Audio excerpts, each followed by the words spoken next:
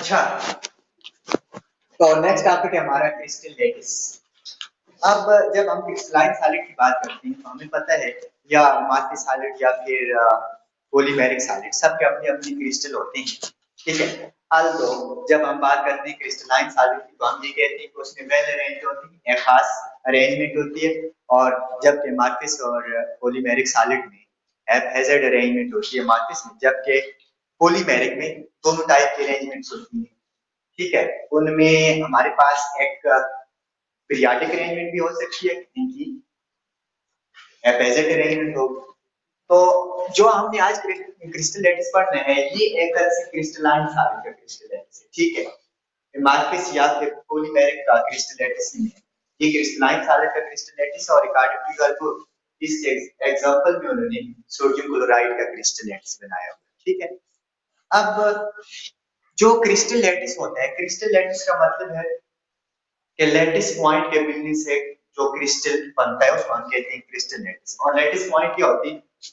Constituent particles जो atoms, ions या molecules की फॉर्म में होते हैं, ठीक है। उनके मिलने से एक खास अरेंजमेंट में जो हमारे पास क्रिस्टल बनता है उसको हम कहते हैं क्रिस्टल लैटिस। बट चूंकि हम सॉलिड्स की बात कर रहे हैं तो सॉलिड्स में जो क्रिस्टल लैटिस होगा, सॉलिड्स में वो क्रिस्टल लैटिस थ्री डायमेंशनल होगा। अंडरस्टूड बात है। इट मीन जो कॉन्स्टिट्यूएंट पार्टिकल्स अरेंज हो रही वो थ्री डायमेंशनल स्पेस में अरेंजमेंट की होगी। तो कॉन्स्टिट्यूएंट पार्टिकल का थ्री डायमेंशनल स्पेस में अरेंजमेंट करने के बाद जो लैटिस वो बनाते हैं उस लैटिस को हम कहते हैं क्रिस्टल लैटिस। तो फिर क्रिस्टल लैटिस क्या हो गया, कैसे इसको हम डिफाइन करें? Three dimensional arrangement of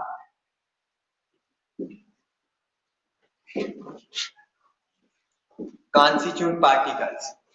constituent particles कौन कौन से हो सकते हैं? एटम्स, मॉलिक्यूल्स और आयंस। मीन के एटम्स, मॉलिक्यूल्स या आयंस थ्री डायमेंशनल स्पेस में जब एक वेल अरेंजमेंट के साथ कोई भी लैटिस कंस्टिट्यूट करते हैं तो हम उसको क्या कहते हैं? Crystal lattice. Three dimensional arrangement of constitute particles in space gives us crystal lattice.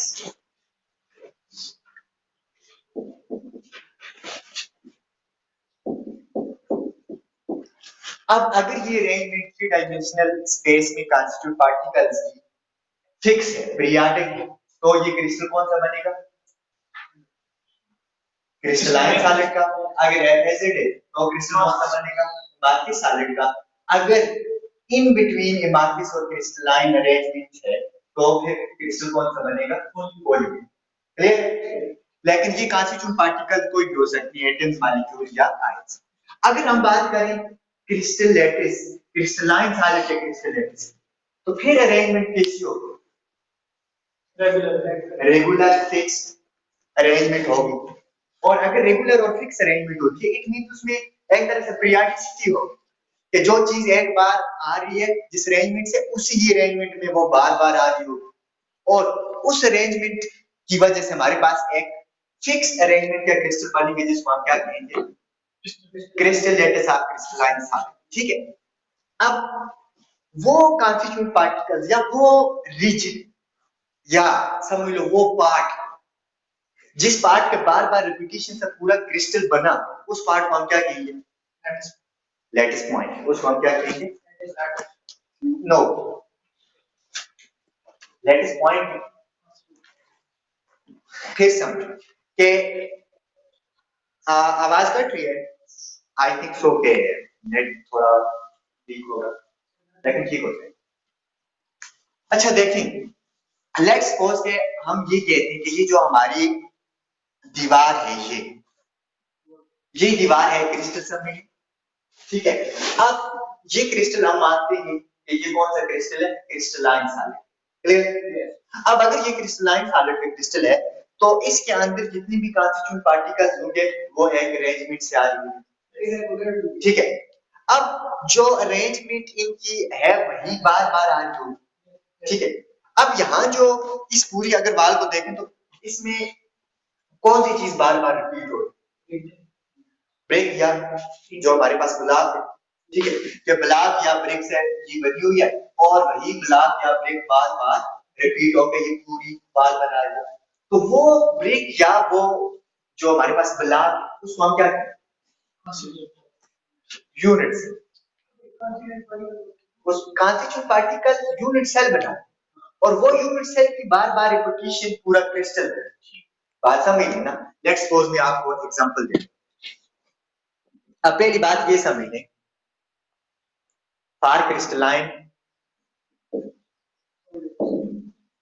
Crystalline solid arrangement कैसी होनी चाहिए?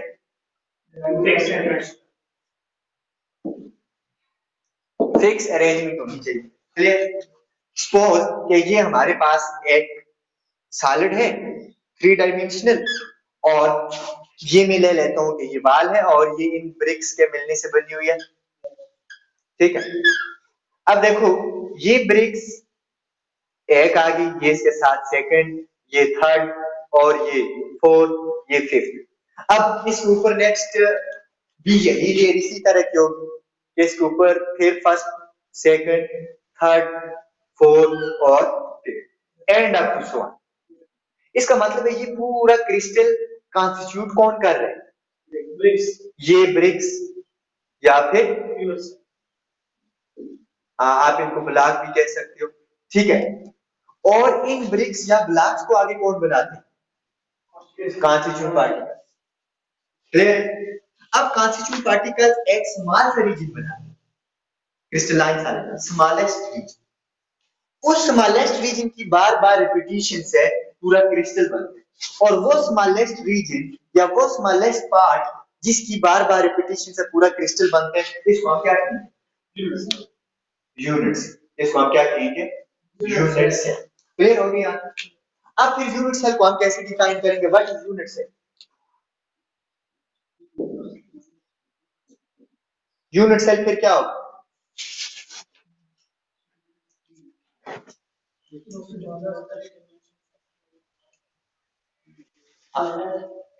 यस, स्मॉलेस्ट पोर्शन कहोगे या स्मॉलेस्ट रीजन या part, that is much suited, ठीक है, कि स्मॉलेस्ट पार्ट और स्मॉलेस्ट रीजन और स्मॉलेस्ट 3 डायमेंशनल रीजन कहो तो ये और ज्यादा बेस्ट है।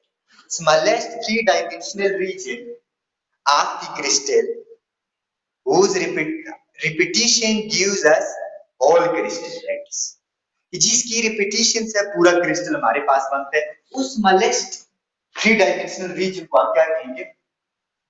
Unit cell. तो इसका मतलब है यूनिट सेल फिर क्या हो गया? एक यूनिट सेल किसी भी क्रिस्टल का smallest 3 dimensional region whose repetition gives or form whole crystal lattice, whose repetition forms whole crystal lattice or whose repetition gives whole crystal lattice। तो उसकी बार बार रिपीटिशन से हमारे पास पूरा क्रिस्टल बनता है। इट मींस अगर उसी ही यूनिट सेल में उस स्मॉलेस्ट रीजन के बार बार रिपीटिशन से पूरा क्रिस्टल बनता है। लेट्स सपोज कि आपके पास ये दीवार है, दीवार ब्रिक्स के बार बार रिपीटिशन से बनी, तो दीवार की मजबूती किस पे डिपेंड करेगी? इसकी स्ट्रेंथ ब्रिक्स पे या ब्लॉक्स पे, कि जितना ब्लॉक मजबूत होगा दीवार कितनी मजबूत होगी। बात समझ गए ना? दीवार की थिकनेस या डायमेंशन भी किस पे डिपेंड करेगी? ब्रिक्स पे, ठीक है। अरेंजमेंट भी किस पे डिपेंड करेगी? ब्रिक्स पे। तो इट मींस फिर जो हमारे पास क्रिस्टल बन रहा है, क्रिस्टल की तमाम कैरेक्टरिस्टिक्स किस पे डिपेंड करेगी? यूनिट सेल की characteristics.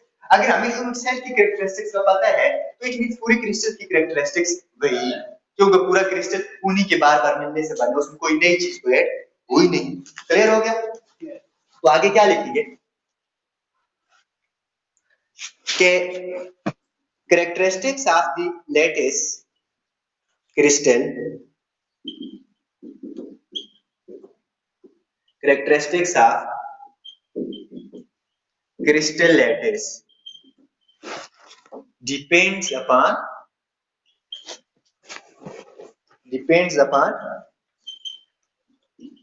characteristics of unit cell, or we can describe all the characteristics of crystal lattice by describing only its unit cell.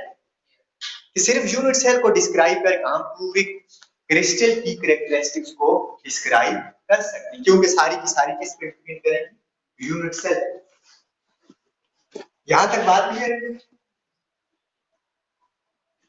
अब इसके एग्जांपल ले लेते हैं। फॉर एग्जांपल हम according to your book sodium chloride के example ले लेते हैं।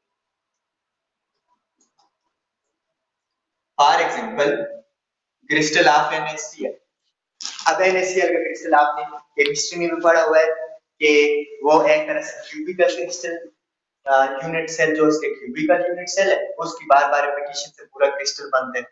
ठीक है, लाइक वो इस तरह से बन रहे हैं हमारे पास कि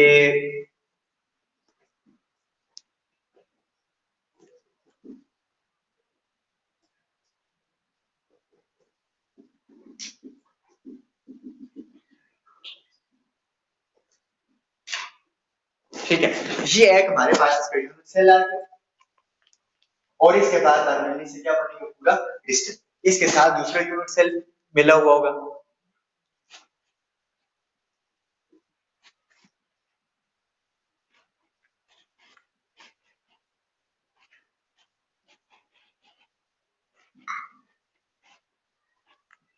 ये और इसके ऊपर भी एक यूनिट सेल होगा, फिर ऊपर, फिर आगे भी, नीचे भी और इस साइड पे भी, और थ्रू आउट हमारे पास क्या बन जाएगा, पूरा क्रिस्टल। लाइक अगर इसके ऊपर भी एक आपने बनाना है तो आप बना सकते इजी।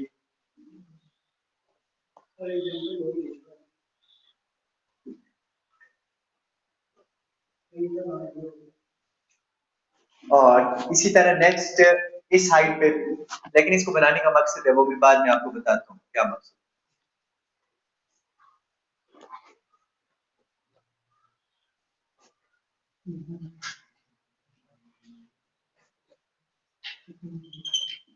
ठीक है, अब इस तरह का हमारे पास यूनिट सेल की बार बार रिपीटेशन से क्या बन रहा है, पूरा क्रिस्टल। और पूरी क्रिस्टल की कैरेक्टरिस्टिक्स किस पे डिपेंड कर रही होंगी, एक यूनिट सेल पे। इनमें से किसी को भी आप एक यूनिट सेल चूज कर सकते हैं, लाइक किसी भी स्मॉलेस्ट 3 डायमेंशनल रीजन को, इसको चूज करो, इसको, ये ऊपर वाले को, या इसको, कोई भी एक 3 डायमेंशनल आप स्मॉलेस्ट रीजन चूज करो, वो आपके पास क्या बनेगा, यूनिट सेल, और उसकी रिपीटेशन से बनेगा पूरा क्रिस्टल।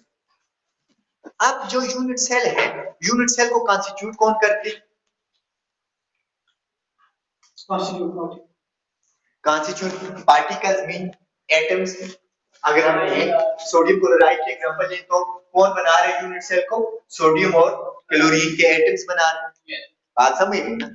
तो इट मींस एटम्स बना रहे हैं किसको, यूनिट सेल को, स्मॉलेस्ट रीजन। उस स्मॉलेस्ट रीजन के बार बार रिपीटेशन से बना पूरा क्रिस्टल।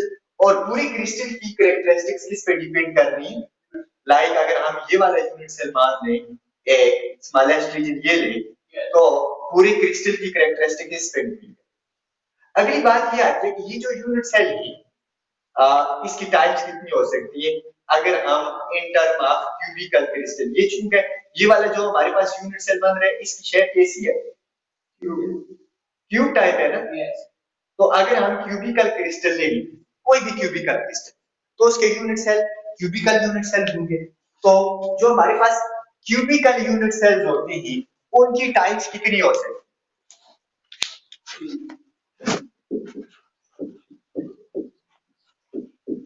तो टाइप्स कितनी हो सकती है क्यूबिकल यूनिट सेल्स की। देखिए, मेन जो हमारे पास क्यूबिकल यूनिट सेल है इसकी दो टाइप्स है। मेन कितनी टाइप्स होती है, दो।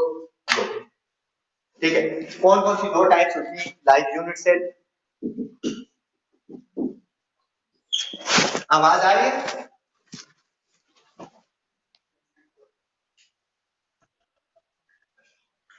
ठीक है। अच्छा, अब यूनिट सेल है हमारे पास, और यूनिट सेल की कितनी टाइप्स हो सकती हैं इनमें? दो। एक बिल्कुल सिंपल यूनिट सेल हो सकता है, और दूसरा एक होता है simple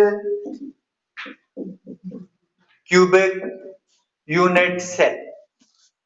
simple cubic unit cell, इसका दूसरा नाम है प्रिमिटिव यूनिट सेल। ठीक है, इसको हम सिंपल क्यूबिक यूनिट सेल भी कहते हैं और प्रिमिटिव यूनिट सेल भी कहते हैं। दूसरा हमारे पास शंटेड यूनिट सेल होता है। दूसरा कौन सा होता है? Centred unit cell.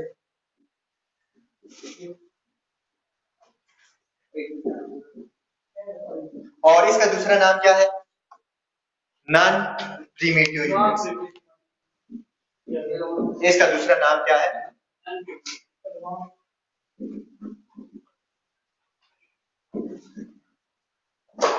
अब देखें, जो हमारे पास सिंपल प्रिमिटिव सेल या मैंने कहा यूनिट सेल की दो टाइप्स होती हैं। एक होती है सिंपल क्यूबिकल यूनिट सेल, ठीक है, मतलब सिंपल, उसको हम कहते हैं प्रिमिटिव यूनिट सेल। ये सिंपल कैसे होता है ये भी बाद में बताता हूँ। और दूसरा होता है शंटेड यूनिट सेल या शंटेड क्यूबिकल यूनिट सेल भी आप इसको कह सकते हो। शंटेड क्यूबिकल यूनिट सेल, इसका दूसरा नाम है नॉन प्रिमिटिव यूनिट सेल। एक नॉन प्रिमिटिव यूनिट सेल और दूसरा प्रिमिटिव यूनिट सेल होता है। ठीक है, अब जो बिल्कुल सिंपल क्यूबिकल यूनिट सेल होता है या प्रिमिटिव यूनिट सेल होते हैं, इसके सिर्फ कार्नर पे ही कॉन्स्टिट्यूट पार्टिकल कहां होती, सिर्फ कॉर्नर, बाकी किसी भी जगह नहीं। ठीक है, लाइक में यहां बना ले कि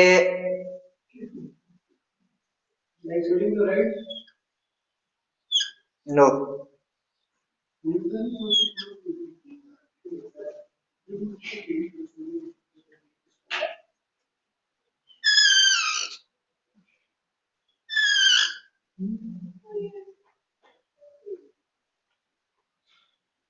लाइक ये मेरे पास है क्यूबिकल यूनिट सेल बन गया, लेकिन जो इसके लेटेस्ट पॉइंट है वो सिर्फ कहां है?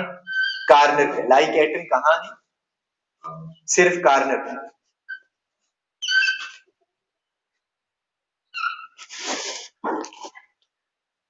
बाकी स्पेस तो नहीं है ना, ये बिल्कुल एक दूसरे से ऑलमोस्ट मिली हुई होती है। बीच में डिस्टेंस 10 रेज़ पावर -10 या 10 रेज़ पावर -9 जितना होता है। ये बड़ा करके वैसे हम बनाते हैं ताकि हम समझ सकें। इतना ये होता नहीं है कि एक यहाँ है दूसरा यहाँ, ऑलमोस्ट दोनों साथ में होती है। जैसे रेडी पे सेब रखे हो फिर दोनों साथ में लिखो। ठीक है, अब यहाँ ये जो एटम्स है, इन एटम्स को हम क्या कहते हैं? ये जो कार्बन पे लगी हुई एटम्स है, इनको क्या कहते हैं? Lattice point. इनको क्या कहते हैं? लेटिस पॉइंट्स आर साइट,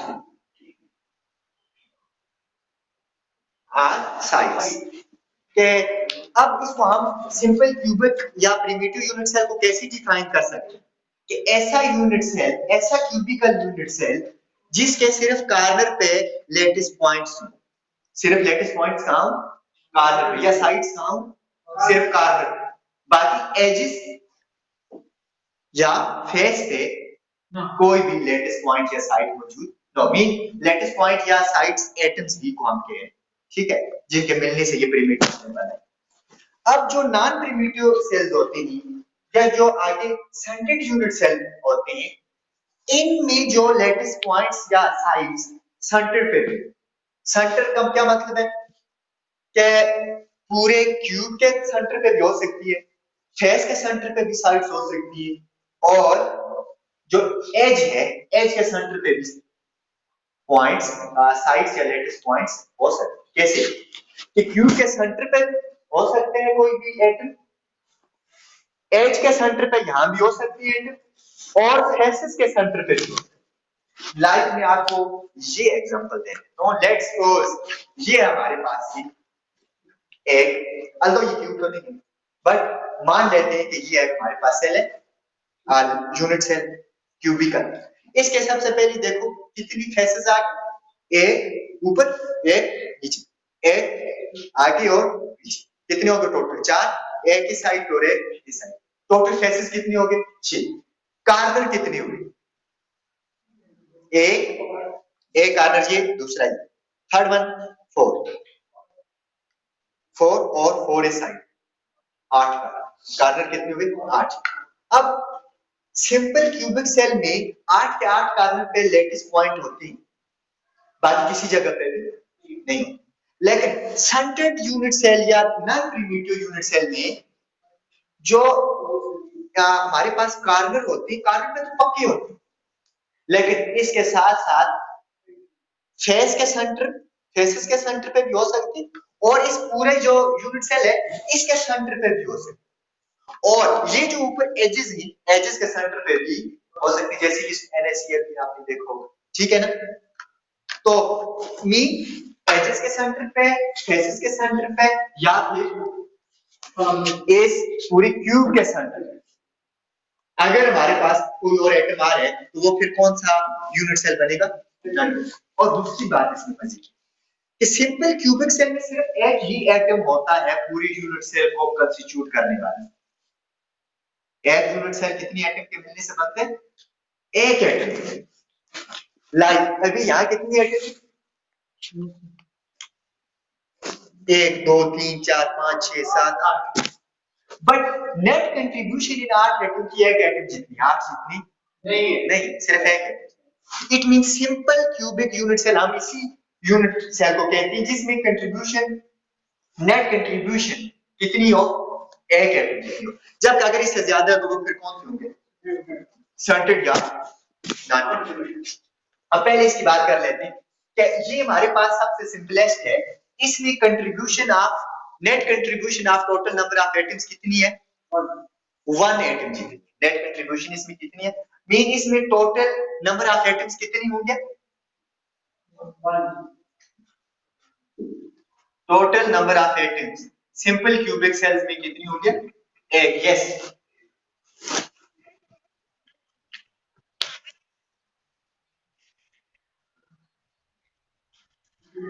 वही तो बात है ना, अभी तो मैंने वो चीज नहीं बताई है तो 8, लेकिन इन 8 की नेट कंट्रीब्यूशन 1 एटम ये मैं बताता हूं अभी 1 एटम।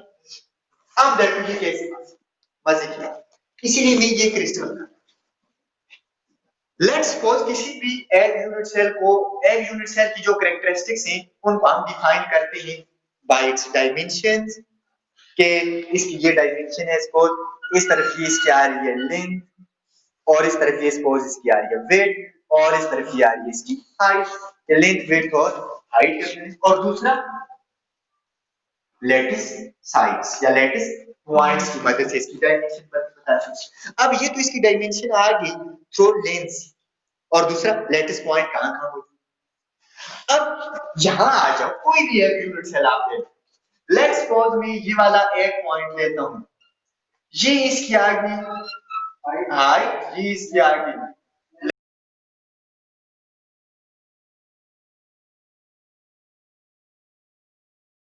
एक यूनिट सेल मतलब एक यूनिट सेल के कारण पे एक साइट है या एक एटम। अब ये एक एटम इस यूनिट सेल का भी है और इस यूनिट सेल का भी है दोनों को हुआ ना। लाइक इस तरह समझ लो कि ये मेरे पास क्या है ये आगे कार्बन पे लेटिस पॉइंट किसी एक को समझो सबको ना इस एक पॉइंट को अपने माइंड में एक एटम ध्यान लगाओ। अब इसके साथ जब ये दूसरा यूनिट सेल लगेगा इसका मतलब है ये एटम इसका भी है और इसका। अब एक ही एटम दो को हो गया इसका मतलब है एक यूनिट सेल में फिर उसकी कंट्रीब्यूशन कितनी रहेगी हाफ। अब इसके ऊपर एक और यूनिट सेल भी लगेगा ना इसके ऊपर उसका भी कार्बन यहां आएगा इसका मतलब अब एक एटम कितनी नहीं शेयर करेगा 3 में। इसके ऊपर भी जब चौथा इधर लगेगा यूनिट सेल तो एक एटम कितनी नहीं शेयर करेगा 4। इसके आगे भी एक लगा 5 6 और ये 2 7 और 8। इसका मतलब है एक एटम को कितनी यूनिट सेल शेयर कर रहे हैं 8। एक को 8 शेयर तो टोटल एटम कितनी 8 एटम 8 में शेयर हो रहे हैं तो इसका मतलब है नेट एक भी कितना होगा एक। नेट कंट्रीब्यूशन एक एटम में कितनी एक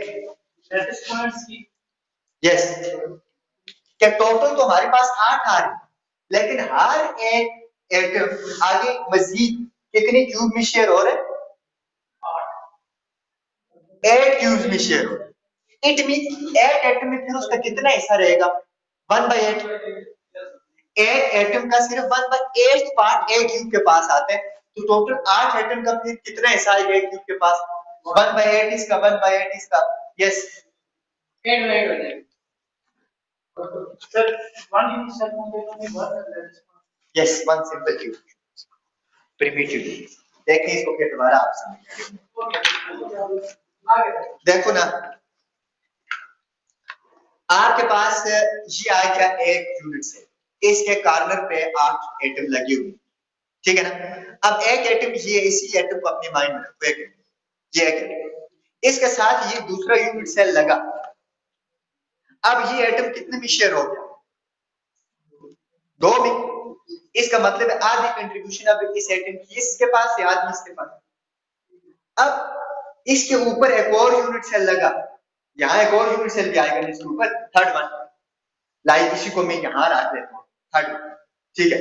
अब 3 ने शेयर कर दिया, और अब इसके ऊपर भी तो एक यूनिट सेल आएगा, लाइक इसको मैं इसको इधर रख लेता हूँ, 4 ने शेयर कर दिया। अब इसके आगे भी आएगा 5 ने, 6 ने, ठीक है, और नेट ये 2, 8। इसका मतलब है एक यूनिट सेल को कितनी शेयर कर रही है?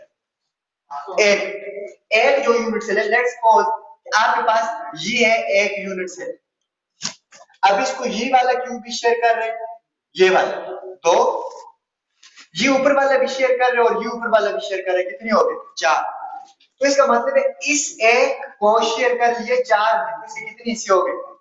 4। एक पार्ट आएगा इसके पास, एक के पास सिर्फ एक पार्ट। अब 4 ये है ना, इसके आगे भी तो 4 लगेंगे ना, इसके ऊपर भी एक यूनिट सेल आएगी, इसके ऊपर भी, इसके ऊपर भी, इसके ऊपर, वो भी 4 इसी को शेयर करेंगे इस पॉइंट में। बात समझ रहे हैं ना? इनके ऊपर भी तो एक एक यूनिट सेल और लगेगा ना, तो वो 4 भी इसी को शेयर करेंगे। तो इसका मतलब है एक एटम को कितनी यूनिट सेल शेयर कर रहे हैं? 8। एक एटम को कितनी यूनिट सेल शेयर कर रहे हैं? 8। तो 8, अगर एक एटम के 8 पार्ट बन रहे, उनमें से 1/8 पार्ट, 1/8 पार्ट एक एटम का एक क्यूब के पास है। एक एटम का सिर्फ 8वां हिस्सा, क्योंकि एक एटम को 8 क्यूब शेयर करें। तो अगर एक एटम को 8 क्यूब शेयर कर रहे हैं, तो 8वां हिस्सा एक एटम के पास रहा। एक एटम का अगर 1/8, फिर दूसरी का भी 1/8, तीसरी का भी 1/8, चौथी का भी 1/8, पांचवी का भी, छठे का भी, सातवीं का भी, 8 एटम का 1/8 1/8 एक के पास है, तो टोटल कितना बना? 1/8 को 8 बार जमा कर लो, तो इसका मतलब है या 1/8 मल्टीप्लाई 8 कर लो, बात तो है कि ये, तो इसका मतलब है 8 8 से कैंसिल, तो नेट कितनी कंट्रीब्यूशन? 1। 8 एटम में हर एटम 1/8 पार्ट जितने एक क्यूब को शेयर कर, तो 8 एटम मिल के एक क्यूब को कितना कंट्रीब्यूशन दे रहे? तो 1/8 को 8 टाइम सम अप कर लो, या 1/8 मल्टीप्लाई 8 करो, आंसर आएगा 1। तो it means net contribution in सारे एटम्स की एक क्यूब को कितनी है? एक एटम। इसलिए हम इसको कहते हैं सिंपलेस्ट क्यूबिक यूनिट सेल। इसको क्या कहते हैं? Simple cubic unit cell. अब जो हमारे पास दूसरी यूनिट सेल्स होती हैं, अब इनके आगे डिफरेंट टाइप्स, जो सेंटेड क्यूबिक यूनिट सेल है, इनके आगे डिफरेंट टाइप्स हैं। कैसे टाइप्स हैं? क्या एटम या लेटिस पॉइंट बॉडी के सेंटर में भी आ सकता है। इट मीन पहला इसका आ गया बॉडी सेंटेड क्यूब। पहला यूनिट सेल कौन सा आ गया? बॉडी सेंटेड क्यूब, या बॉडी के सेंटर में अगर पॉइंट हो। दूसरा फेसेस के सेंटर पे भी हो सकते हैं ना, इस फेस के सेंटर पे, इस फेस के, इस फेस के, तो अगर फेसेस के सेंटर पे है तो दूसरा इसका यूनिट सेल बनेगा face scented cube. Third one, faces के अलावा किस पे हो सकते हैं? क्यूब पे। के सारे फेसेस पे नहीं भी हो सकते, ऑपोजिट फेसेस पे सिर्फ हो, 2 ऑपोजिट फेसेस, के इस फेस या इस फेस पे, इस फेस या इस फेस पे, इनको हम कहते हैं एंड सेंटेड क्यूब। इसको हम क्या कहते हैं? And centred cube. और ऐसा भी तो हो सकता है ना, सिर्फ कार्बन के सेंटर, हाँ, end centred cube, end, E and D, कि सिर्फ इंड फेसेस पे हो, या तो इस पे और इस पे, या इस पे हो, क्लियर, इंड सेंटर्ड क्यूब। और इसके अलावा ये एज के सेंटर पे भी तो हो सकते हैं ना, तो इट मीन अगर एज के सेंटर पे है तो इसको हम कहेंगे एज सेंटर्ड क्यूब। ये एज सेंटर्ड क्यूब है, इंड एज सेंटर्ड क्यूब, और ये एज सेंटर्ड, और ये फेस सेंटर्ड और बॉडी। अपन बाय वन इनकी डायग्राम बना के देखते हैं। देखिए बॉडी सेंटर्ड क्यूब की डायग्राम कैसी बनी, सेम एज इट इज, सिर्फ इसके एक एटम, एक लेटेस्ट पॉइंट कहां आ जाएगा, बॉडी सेंटर्ड क्यूब, एक पॉइंट कहां आ जाएगा, बॉडी के सेंटर।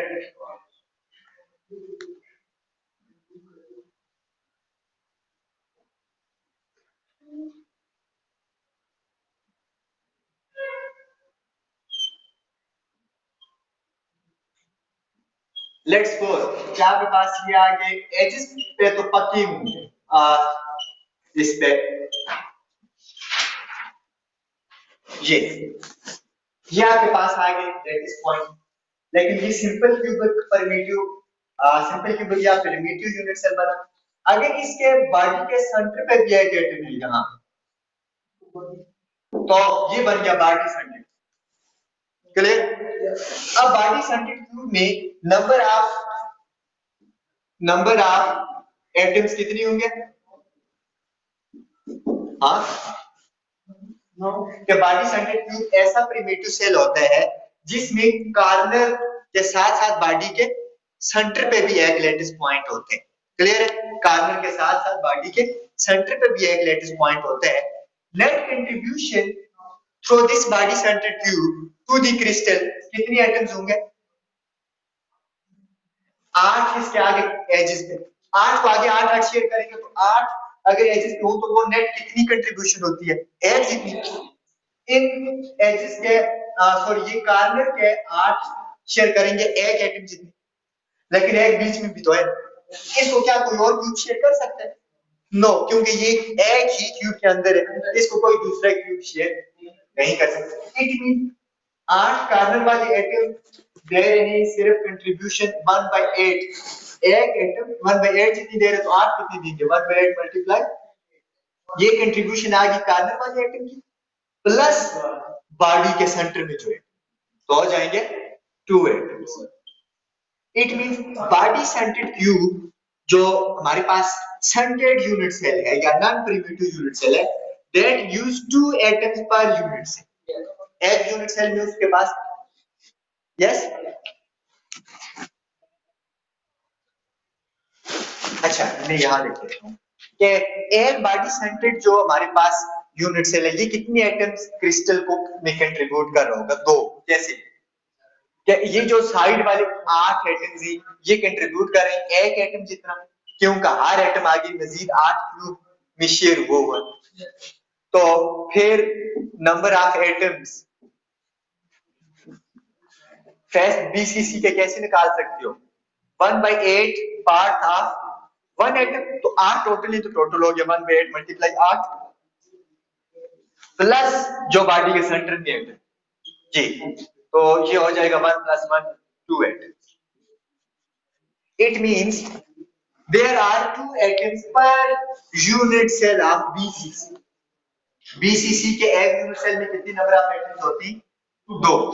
और simple cubic SCC, simple cubic crystal, ठीक है, बॉडी सेंटर क्यूब और सिंपल, आप इसको सिंपल क्यूबिक SC कहते हैं, सिंपल क्यूबिक यूनिट सेल, ये कितनी एटम्स दे रहे हैं, 1, और ये कितनी दे रहे हैं, 2, दोनों में फर्क आपको पता होगा। अब नेक्स्ट हमारे पास थर्ड वन कौन सी है, FCC। FCC का क्या मतलब है, फेस सेंटर। अब फेस सेंटर को थोड़ा सा समझो, ये वहां डायग्राम में थोड़ा मुश्किल हो जाएगा। फेस सेंटर का मतलब है कि हर फेस के सेंटर पे एक एक एटम आ गया, ऐसा प्रिमिटिव सेल जिसके कार्नर के अलावा, कार्नर पे तो पक्के होंगे, तमाम फेसेस के सेंटर पे भी एक एटम हो, इस फेस के सेंटर पे यहाँ, इस फेस के सेंटर पे भी, इस फेस के सेंटर पे भी, इस पे और इस पे। तो कितनी फेस है? छह फेसेस है ना, तो इसका मतलब है 6 मजीद एटम इसके आ रहे हैं।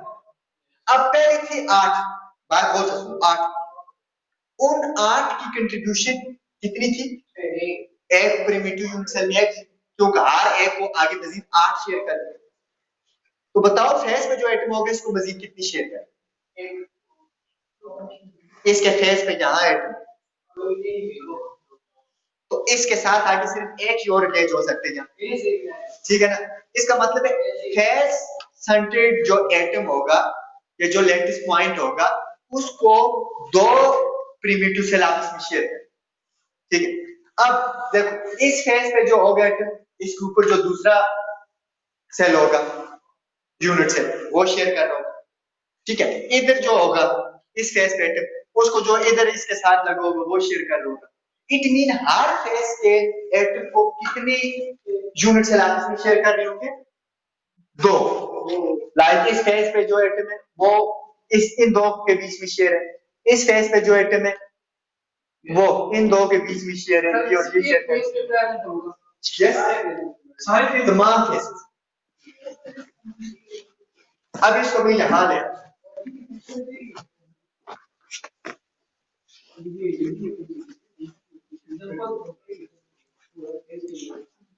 क्या आपके पास जो फेस सेंटर्ड है,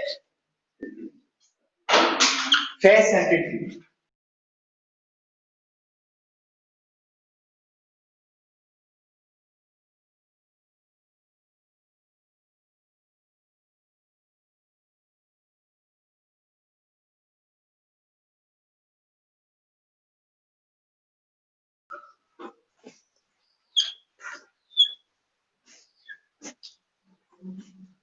देखिए अब इसके कॉर्नर के साथ साथ कहां एटम मौजूद होंगे? लैटिस पॉइंट,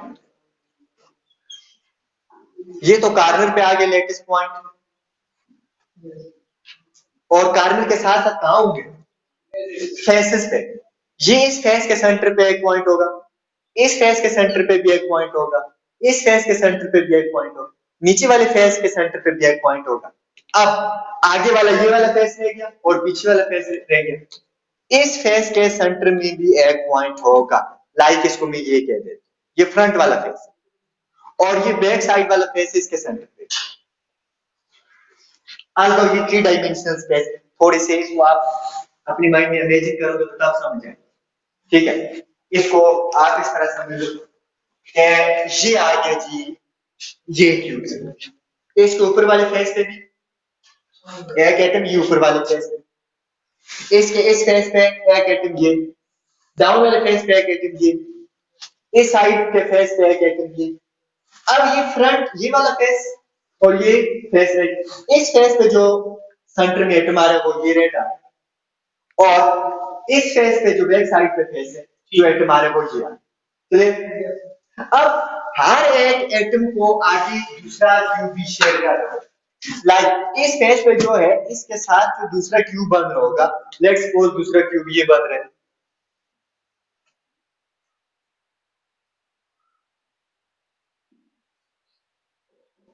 ठीक है ये। अब देखो इस फेस पे जो एटम था इसको इस क्यूब ने भी शेयर किया, इसी तरह इस ऊपर वाले फेस को जो इसके ऊपर क्यूब बनेगा वो शेयर करेगा, फ्रंट वाले फेस को जो इसके आगे क्यूब लगेगा वो शेयर करेगा। It means each lattice site at face of the primitive cell is shared with next primitive cell।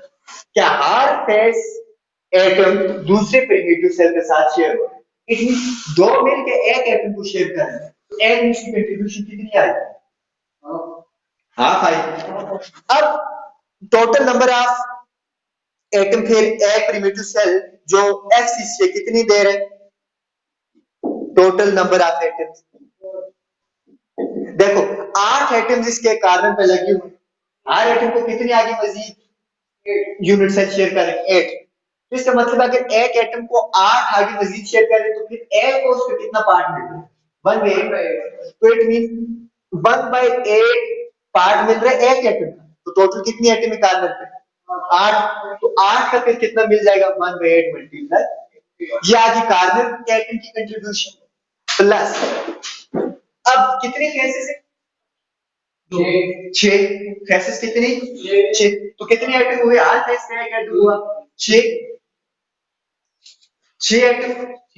लेकिन एक एटम का कितना पार्ट एक सेल के पास आ रहा है क्योंकि हर एटम को दूसरा भी शेयर कर रहे हैं तो ये इस फेस के पे लगा हुआ तो इसके भी फेस पे यही तो इसमें दोनों में कंट्रीब्यूट कर तो 6 टोटल है बट एक फेस मतलब एक एटम आप जितने को कंट्रीब्यूट करें तो 6 कितने कंट्रीब्यूट करेंगे एक सेल को 3 जितना तो वो कैसे आ जाएगा 6 मल्टीप्लाई 1 तो ये कितना बन जाएगा फिर 1 + 3 4 it means FCC shares 4 atoms per unit cell FCC जो फेस सेंटेड क्यूब है वो कितनी यूनिट उसके अंदर कितनी लैटिस साइड्स या कितनी पॉइंट्स या कितनी एटम्स हैं 4 atoms per unit cell simple cube के अंदर एक एटम पर यूनिट सेल और बीसीसी के अंदर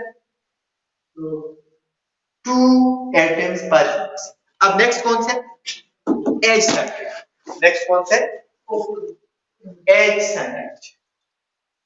अब एज सेंटेड कौन सा होगा सॉरी नेक्स्ट है इंट सेंटेड। एंड सेंटर का मतलब है ऐसा प्रिमिटिव सेल जिसके एंड फेसेस पे सिर्फ एंड फेसेस चाहे आप साइड वाले लो चाहे आप ऊपर नीचे वाले चाहे आप आगे पीछे वाले लेकिन कोई भी दो अपोजिट फेसेस आप उसके एंड फेसेस ले सकते हो ठीक है। लाइक आप ये जिस तरह आपके पास ये है इसके एंड फेसेस आप ये दो भी ले सकते हो ये वाला फेस और या तो इन दो पे लेटेस्ट पॉइंट होंगे या ये ऊपर वाला और ये नीचे वाला इन दो पे होंगे या ये आगे वाला और ये पीछे वाले इन दो कोई किसी भी दो फेसेस जो आपस में ऑपोजिट है उन पे लेटेस्ट पॉइंट होंगे बाकी किसी पे नहीं ऐसा प्रिमिटिव सेल जिसके दो ऑपोजिट फेसेस पे लेटेस्ट पॉइंट मौजूद हो बाकी किसी फेस पे लेटेस्ट पॉइंट मौजूद ना हो ऐसे प्रिमिटिव सेल को हम क्या कहते हैं and centred cube and scented कि उसके दो एंड फेस के सेंटेड पे पॉइंट होंगे एंड फेस आप कोई भी ले सकते ठीक है वो आप इट मींस ये आगे मजीद 3 टाइप के बन सकते हैं कैसे क्या या तो ये दो आप लोगे एक टाइप ये आएगी या तो ऊपर नीचे वाले दो लोगे एक टाइप ये आएगी या तो ये आगे पीछे वाले दो लोग एक टाइप ये लेकिन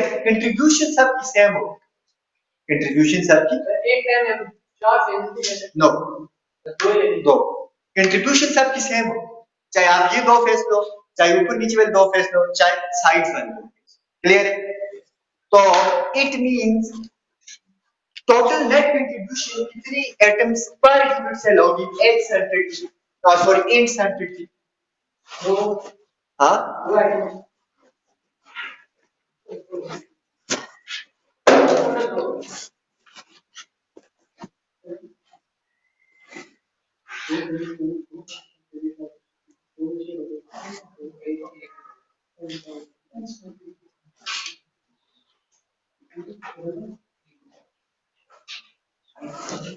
अब देखो सपोज करो कि आपके पास ये यहाँ कार्नर पे तो पक्की एटम नहीं है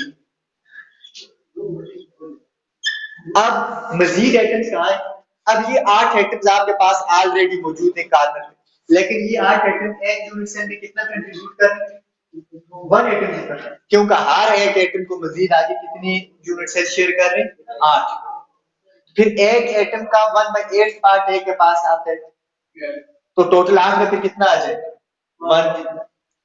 अब इसके एजेस पे एंड कोई भी ले लो लेट्स सपोज मैं ले लेता हूं एक ऊपर वाला फेस और एक नीचे ये दो फेसेस ये दो ऑपोजिट आप इन दो फेसेस को भी ले सकते हो ये एंड दो फेसेस को भी ले सकते हो और ये आगे और पीछे वाले दो फेसेस को भी ले सकते हो क्लियर लेकिन कंट्रीब्यूशन सबकी सेम हो तो इस तरह का प्रिमिटिव सेल हमारे पास क्या बनता है, non primitive cell and centred cube.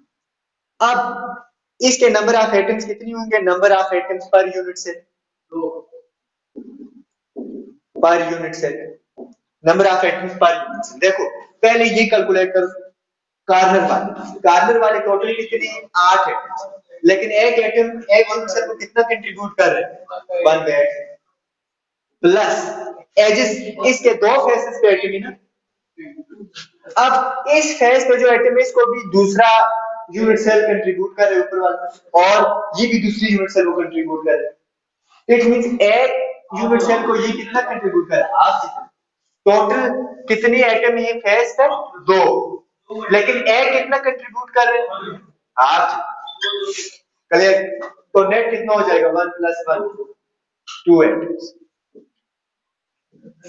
क्या हमारे पास number of atoms per unit cell in end centred cube कितनी होंगे, 2 एटम्स। क्लियर है। इससे पहले भी हमने एक पढ़ा है जिसमें 2 एटम्स आए हैं, बॉडी सेंटर, ठीक है। अब नेक्स्ट कॉन्सेप्ट, यस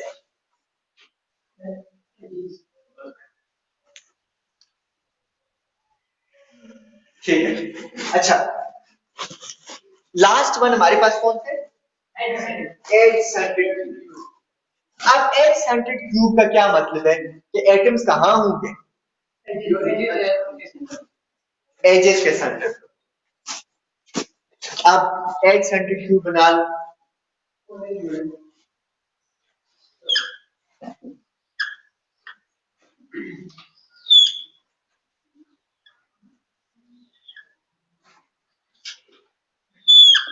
ठीक है।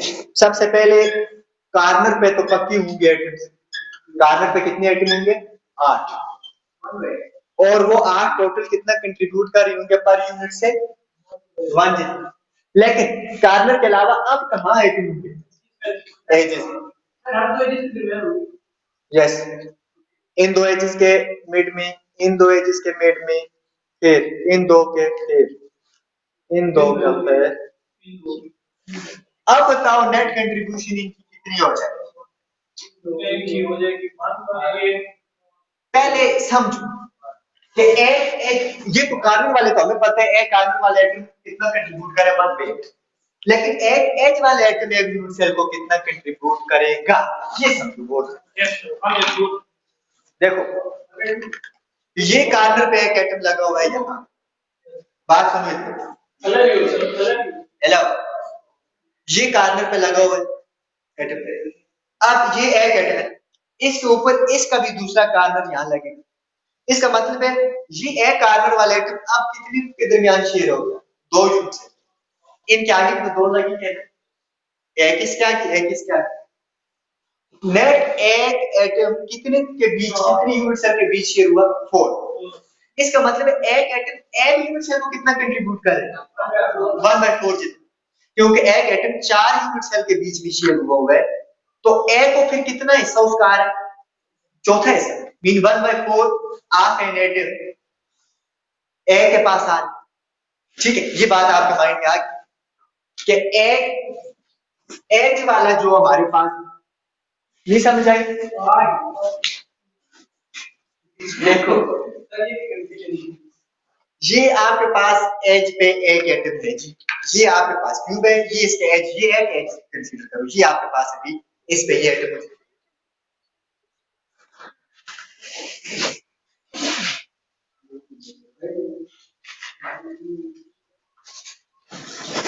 देखिए आपके पास ये क्यूब है समझ लो, और इसके ये एटम यहाँ इसके एज के सेंटर पे, अब इस एटम, अभी ये एक एटम है और ये पूरी का पूरा समझ लो इसी पे, लेकिन इसके साथ जब दूसरा क्यूब ऊपर जुड़ेगा, जब हम क्रिस्टल बनाएंगे, अब ये वाला एटम इन दो क्यूब के बीच में शेयर हो गया, आधा इस क्यूब के पास हम लोग आ गया, आधा इसके पास, लेकिन इसके आगे सपोज करो जब एक और क्यूब यहां भी लगेगा ना क्यूब, तो ये एटम अब इसके पास भी आ रहा है, अगले इस क्यूब के पास, तो इसके नीचे भी एक क्यूब लगेगा, तो इट मींस एक जो कार्बन जो हमारे पास एज पे, जो एज के सेंटर पे एटम है, वो 4 क्यूब के बीच में शेयर हो रहे हैं। कितने के बीच में? 4 के बीच में। किस तरह समझ लो, ये देखो अगर सही समझ नहीं आ रही, ये आपके पास है जी, ये एज पे, अब इसके ऊपर एक और हमारे पास यूनिट सेल लगेगा जब हम क्रिस्टल बनाएंगे। इट मींस ये वाला एच का एटम अब इसके पास भी है, इसके पास भी है आधा। अब इसके आगे भी एक इसके ऊपर यूनिट सेल लगेगा, यहां फिट होगा एक इसके ऊपर। तो पहले दो निश्चय की होता, जब दो इसके ऊपर भी एक यूनिट सेल यहां आएगा, एक इसके ऊपर यहां आएगा, तो नेट कितनी यूनिट सेल एक इस एटम को शेयर करेंगे? 4। इट मीन 4 यूनिट सेल एक एटम को शेयर करें। तो अगर 4 यूनिट सेल एक एटम को शेयर कर रही, एक एटम का कितना पार्ट एक यूनिट सेल के पास आ रहा है? 4, चौथा हिस्सा आ रहा है। तो अब हम कैलकुलेट कर सकते हैं total number of atoms per unit cell is equal to, पहले कार्बन पे देखो, कार्बन पे कितनी एटम्स हैं? 8। एक एटम कितना कंट्रीब्यूट कर रहे हैं एक सेल को? 1/8। क्यों? क्योंकि कार्बन का हर एटम आगे 8 मजीद क्यूब में शेयर है। तो 8 एटम टोटल, एक एटम कितना कंट्रीब्यूट कर रहे हैं एक यूनिट सेल में? 1/8 प्लस, अब एजेस कितनी है इसके? 1 2 3 4 5 6 7 8। एजेस कितनी? 8। तो 8 एजेस है इसके पास, और 8 टोटल आ एजेस। कितनी एजेस है? 8। अगर 8 एजेस है तो एक एज का एटम कितनी मजीद आगे यूनिट सेल में शेयर हो रहे हैं?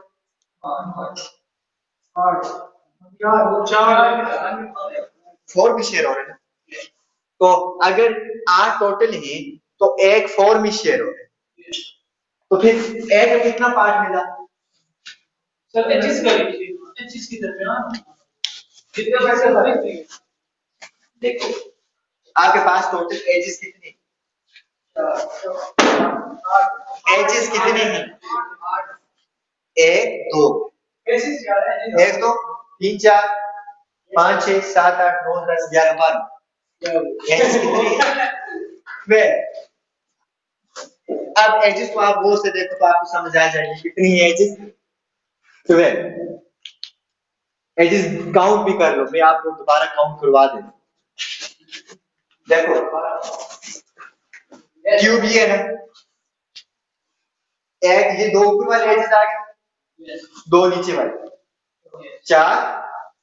अब ये 2 ऊपर वाले 5 6 और ये 2 7, फिर 9 10 11।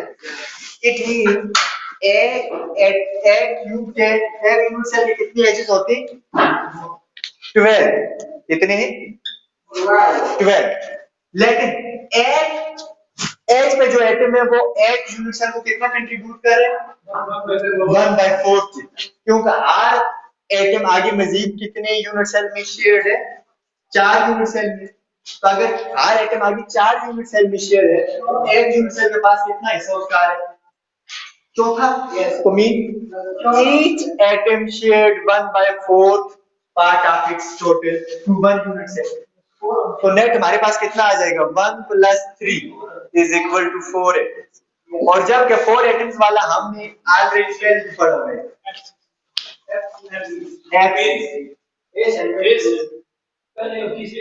ठीक है।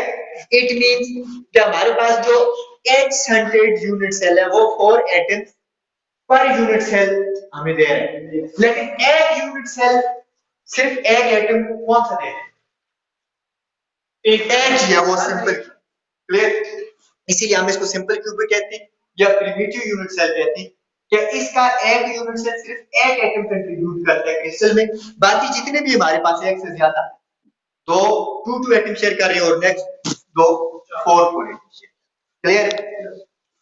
तो अब एक और बात है आपके पास यहाँ